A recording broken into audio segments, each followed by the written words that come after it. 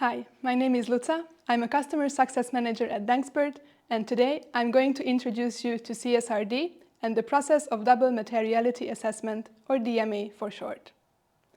Our goal with this e-learning material is to clarify what double materiality is and show you what the main steps of an ESRS-compliant double materiality assessment could be. It is important to note that there is no one-size-fits-all methodology, since the exact methodology is not set in the reporting standards. Here, we are offering you the building blocks of a methodology that you can tailor to your own company. Let me show you what the structure of this e-learning material will be. We will have three distinct blocks. Firstly, I will give you an introduction to DMA and the CSRD, how they can benefit your company, and what their aim is. In the second block, you will hear from my colleague Anna, who will describe each of the steps of the DMA for you. You will hear about understanding the context of your value chain, how you can access your IROs, and evaluate them.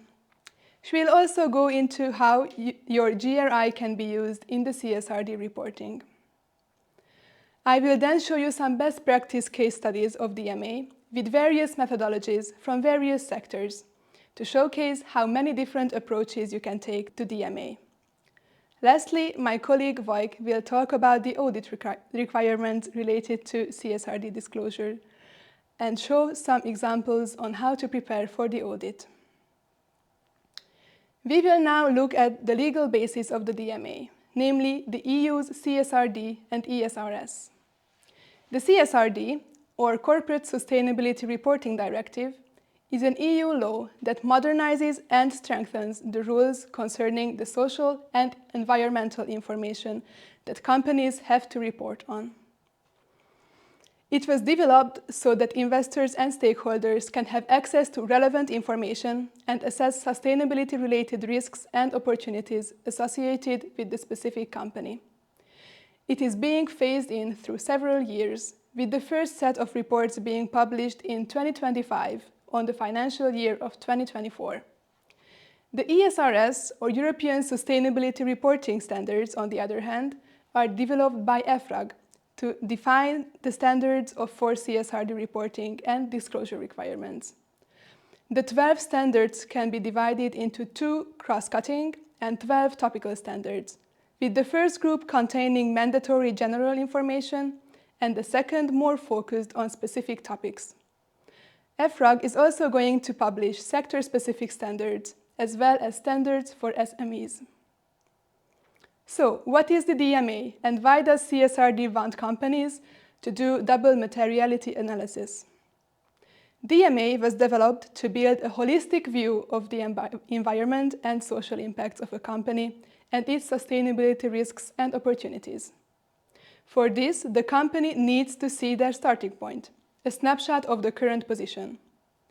With the help of this, they can realize where negative impacts and risks need to be mitigated, where positive impacts can be strengthened, and where opportunities can be realized. So how do we get that positive change? What journey do we need to go on to complete a DMA? It is important to remember that there is no concrete methodology that needs to be followed based on the CSRD. DMA will be different depending on the specific sectors, activities, and sizes of companies. However, the ESRS does provide some basic principles and specific disclosure requirements that can act as a crutch when developing your DMA methodology.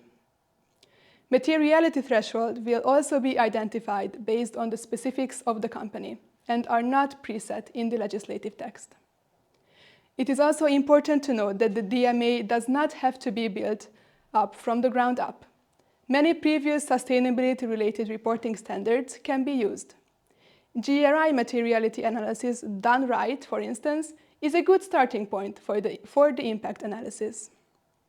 The concept of materiality has been used in financial reporting for some time. However, we need to redefine it in order to understand why and how the CSRD uses this term. Materiality means identifying the issues that matter most to the company's business and stakeholders, while also determining their level of importance.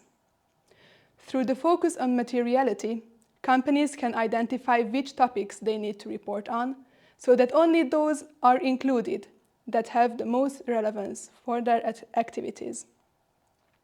This means that they will only report on what is useful and informative for their stakeholders, since reporting on all topics defined in the ESRS would bring significant administrative costs for the companies. So what is material in the context of DMA? It can be understood as a matter that non-disclosure would change the reasonable person's decision about the company. But what does double materiality mean? It is made up of two facets of materiality, namely impact and financial materiality.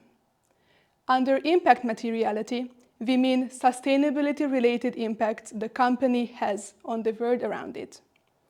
Financial materiality, on the other hand, is concerned with the risks and opportunities sustainability-related matters generate for the company. After understanding the DMA a bit more, many can have some apprehensions against it. Since being CSRD compliant brings transparency to the operations, it means that topics that do not necessarily reflect well on the company will need to be reported on. However, it is important to remember that being CSRD compliant can have great benefits for any company.